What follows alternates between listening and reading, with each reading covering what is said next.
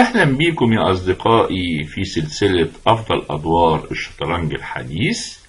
ما زلنا في سنة 2019، وده الدور اللي حصل على المرتبة السابعة بين الروسي ديبوف والهولندي الطائر أنيس جيري.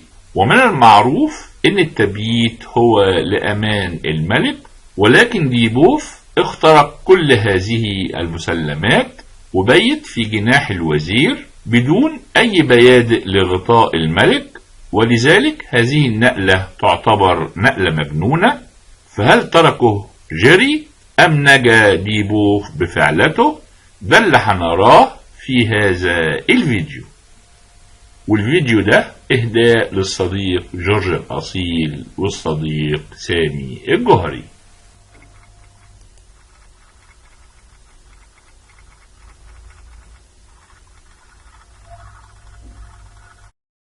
ديبوف بالأبيض وبدأ D4 ورد جيري نايت F6 C4 E6 نايت F3 D5.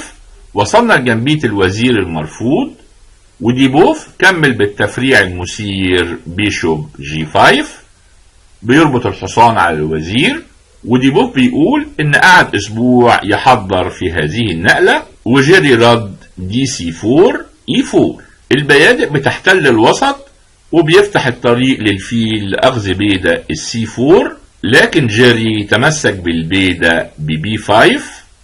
وديبوف لعب A4 طالب يفوز ببيدق، والاسود مصر C5 بيحمي البيدق. نايت C3 بيعبق قطعة وطالب يفوز ببيدق البي 5.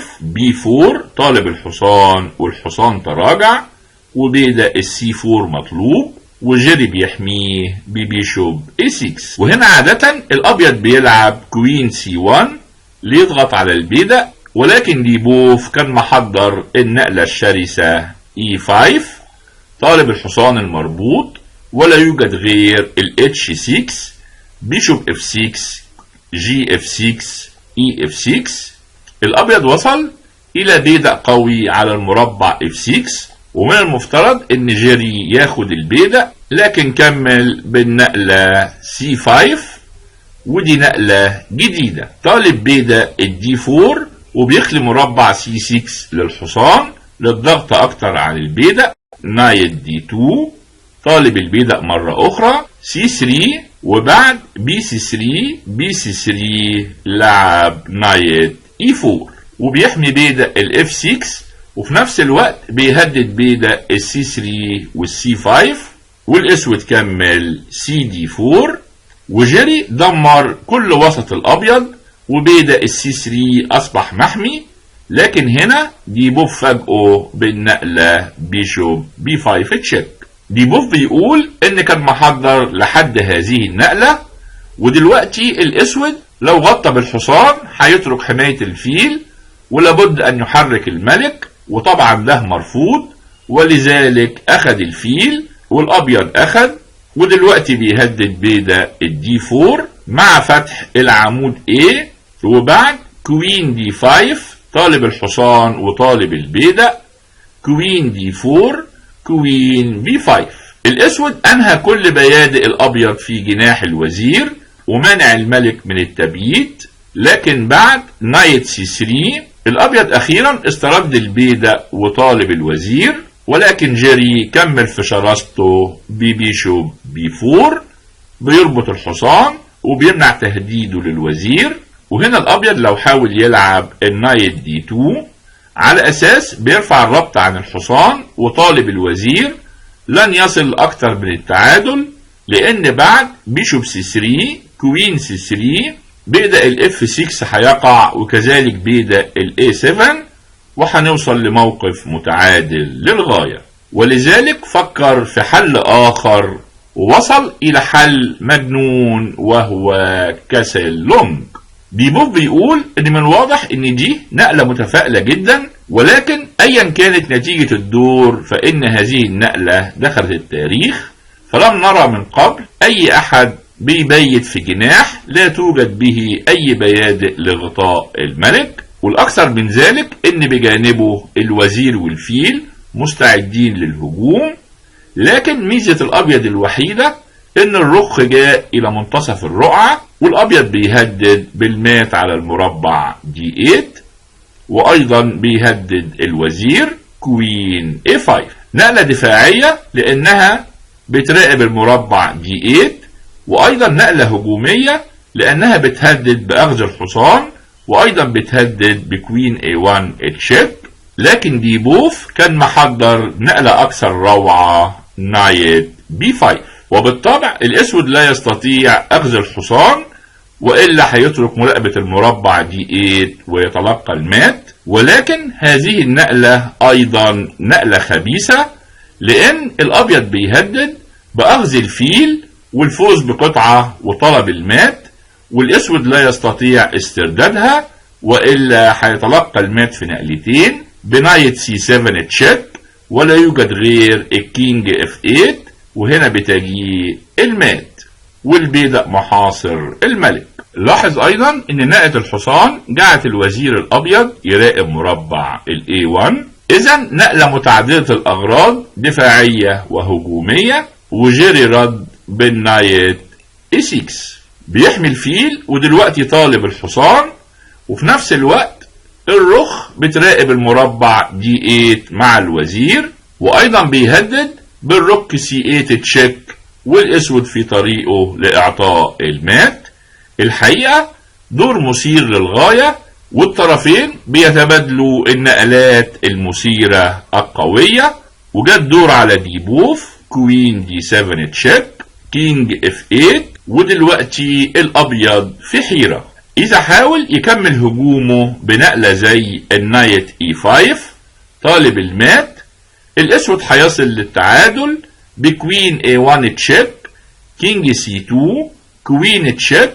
ودلوقتي لابد للملك أن يعود، وكذلك الوزير، لأنه لو طلع إلى الصف الثالث هيتلقى الشوكة الملكية بنايت C5 تشيك، والأسود هيفوز. إذا الأبيض لا يستطيع الهجوم، وديبوف فكر طويلا ولعب نقلة ساحرة. يا ترى إيه هي؟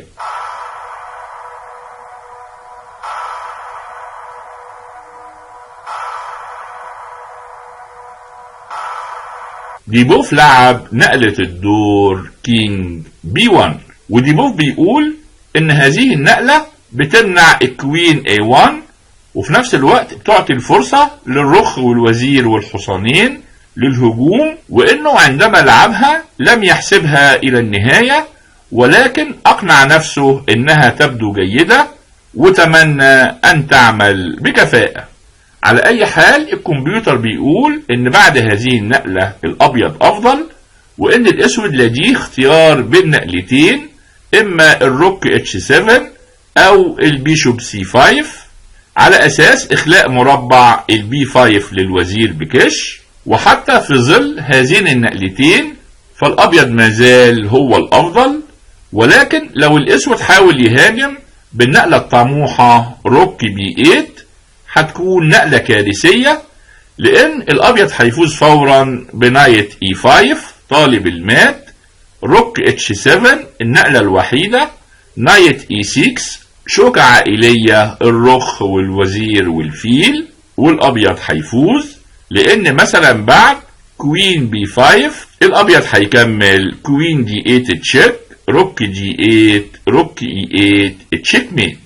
إذن الأسود لا يستطيع الهجوم، ولابد أن يطيع الكمبيوتر. لكن جيري وجد نقلة متفائلة، بيشوب A3 بيحاصر الملك، وفي نفس الوقت بيهدد كوين B4 تشيك والمات في الطريق. وبالفعل هذه النقلة جيدة، ولكن ديبوف جعلها نقلة كارثية، ولعب النقلة الساحرة روك D3. بعد هذه النقلة الأبيض بيفوز في كل التفريعات. أولا الرخ بيهدد بالفوز بالفيل في حماية الحصان، ثانيا بيتيح للرخ الآخر الدخول في اللعب، ثالثا وهو الأهم بيعمل مسار هروب للملك. وبالفعل الدور كمل كوين B4 تشيك، كينج C2، كوين A4 تشيك، كينج D2، بيشوب B4 تشيك، كينج اي 2.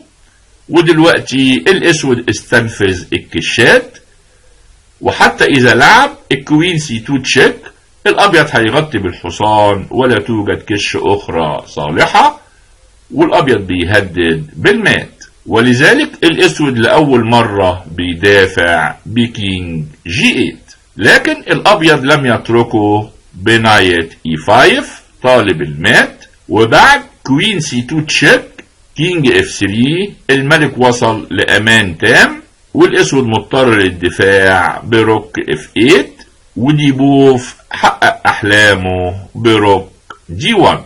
دلوقتي الابيض مسيطر تماما على العمود دي وبيهاجم النقطة F7 بمعاونة البيدق والحصان، والاسود لعب النقلة الوحيدة المتاحة H5، طالب يلعب الروك H6 وياخد البيدق المزعج. لكن هنا ديبوف كمل في نقلاته القوية الرائعة بكوين دي 4. الوزير هينتقل الى جناح الملك وهيترك مهمة العمود دي للرخين، والاسود ليس لديه وقت للروك H6، ولذلك كمل روك H7 كوين F4 طالب كوين G5 تشيك والمات في الطريق، بيشوب C5 طالب ياخد على المربع F2، لكن الابيض دافع ببساطة بنايت D4 بيغلق الوتر وطالب الوزير كوين A2 طالب الكش، والابيض اولا لعب روك D2 طالب الوزير وبيعمل مربع هروب للملك. وبالفعل بعد كوين دي 5 تشيك كينج اي 2 الملك اصبح في امان، والابيض اصبح تهديداته قاتلة. بالطبع الاسود لو اخذ الحصان لن يستفيد شيئا، لان الروك هياخد طالب الوزير والابيض هيفوز، ولذلك لعب بيشوب بي 4 طالب الرخ، والرخ لم يتحرك وإنما لعب نايت دي 6 بيكشف هجوم على الوزير، والوزير إلى أين يذهب؟ طبعا لو أخذ بيدق الجي 2 هيخسر فورا بروك جي 3 بهجوم مزدوج والأبيض هيفوز، ولذلك ذهب للمربع سي 5. لكن هنا ديبوف أجبره على التسليم فورا بنقلة ساحرة نايت اي 7 تشيك. بالطبع جيري لابد ان يضحي بالوزير والابيض هياخد ويفوز، لان تحريك الملك هيجعله يتلقى المات الرائعة. هل تعرفها؟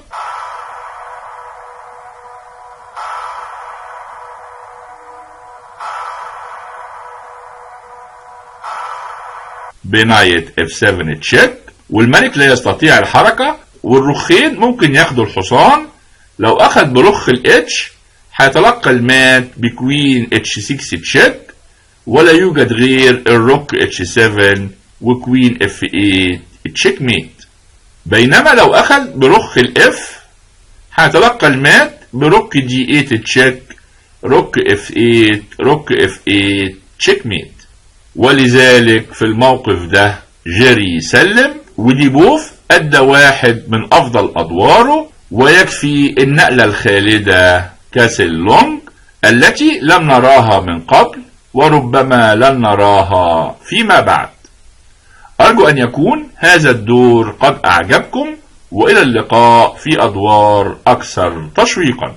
وإذا أعجبك هذا الفيديو من فضلك سجل إعجابك واشترك في القناة وشارك بتعليقاتك.